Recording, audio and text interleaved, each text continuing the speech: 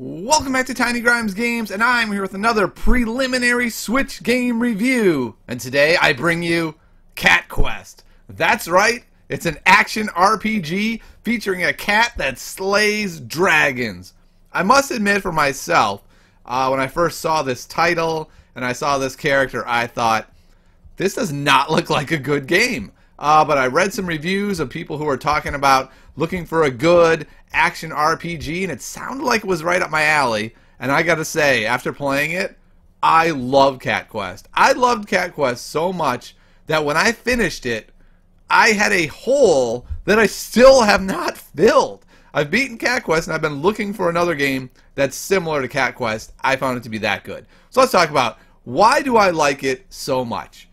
First of all, I just really enjoy games where I go around, I can grind levels, I kill bad guys, I level up, I find gear, it gets better and better, and I guess it's that constant endorphin rush of improving and getting better and moving and feeling like you're accomplishing something, and Cat Quest does that amazingly well. You finished a quest? Good news! Here's the next quest, right here, which you know what? Beat that quest, it leads you to the next quest. And there's all kinds of side quests you can do on the boards. I was constantly doing the side quests just because I wanted to continue leveling up.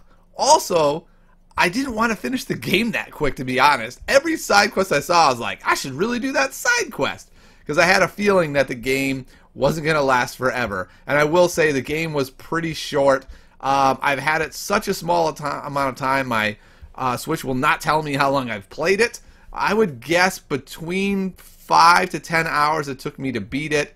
And that was knowing like, oh no, the end is coming. I don't want to beat it. But I really enjoyed it. The actual gameplay is really great. So if you look at this image, this is the world. And this is what the world looks like when you walk around in it. That's kind of a blown out version of it.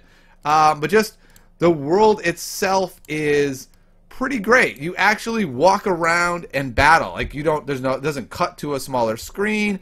You just walk around, you swing your weapon, you hit your spells, and you can do all kinds of cool spells. Funny thing with the spells, I didn't do a good job with the spells at first, and I didn't actually realize that you could heal in this game. And in fact, I beat the whole game without ever getting the heal spell. I just kept improving my fire spell and just whacked people with my sword.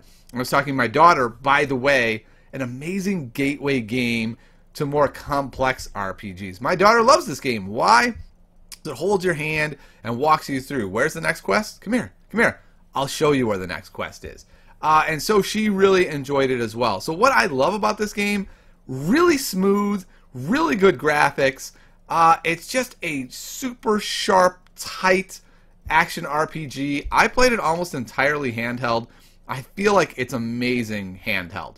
I will say this, as much as I absolutely adored Cat Quest, it is very much a come here, let me hold your hand kind of game. Everything is kind of walked through, you go through the progression, and for me, that was actually exactly what I want. I want to have at least one game I'm playing where I can just fire up my Switch and play the game. I don't have to be like, oh no, where was I? What was the last magical secret that I found?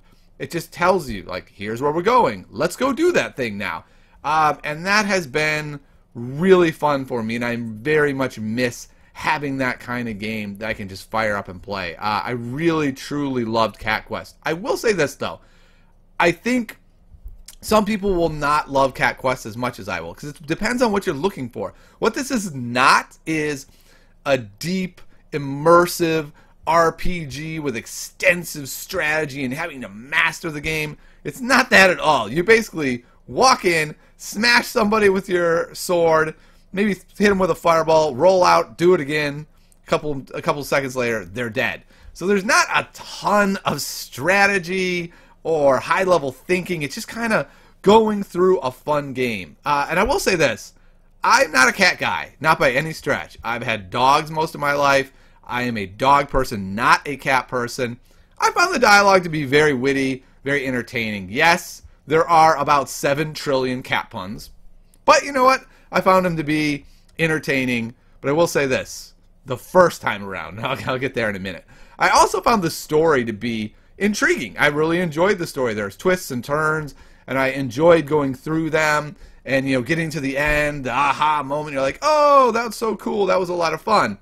I will say this, though. Once you beat it, it unlocks the possibility to play through the game again, only making it harder, which is kind of cool. It takes away that element that I was talking about that's kind of light on strategy and thinking, and adds a lot more into that. I fired mine up with 9 lives. I get 9 lives. Once I lose them all, whoop, game over.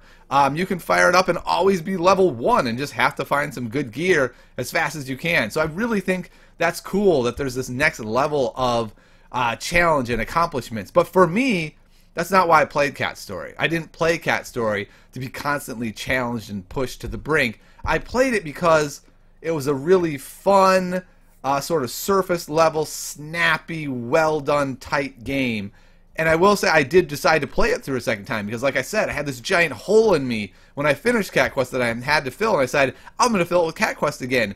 And I got to say, the second time around, I didn't enjoy it as much because one of the things I really did like was the snappy story and witty humor. And the second time around, you know, it's hard for any game to have a story that's so compelling that the second time you're like, yes, it was just as good as the first. And I found myself just, oh, story, yes, I know. Just quickly hitting A. And I just found that it didn't hold me as much that second time around. So I think if, you know, what you're looking for is a deeply challenging game, this probably isn't the game for you.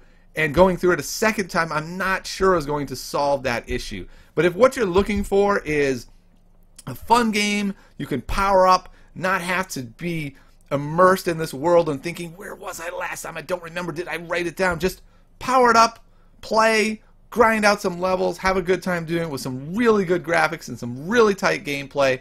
I think you'll find Cat Quest to be really great. I'm still calling this a preliminary review because I haven't played it through multiple times. I haven't seen every inch of the game or anything like that. But preliminary, this is like an A- game to me. What that means is highly enjoyable, one time, not sure I want to keep playing it, but I will say, really enjoyed Cat Quest. If you like action RPGs, I can't recommend this enough. It's a great game. I think you'll really enjoy it for, you know, this low cost versus one of these giant titles like Zelda.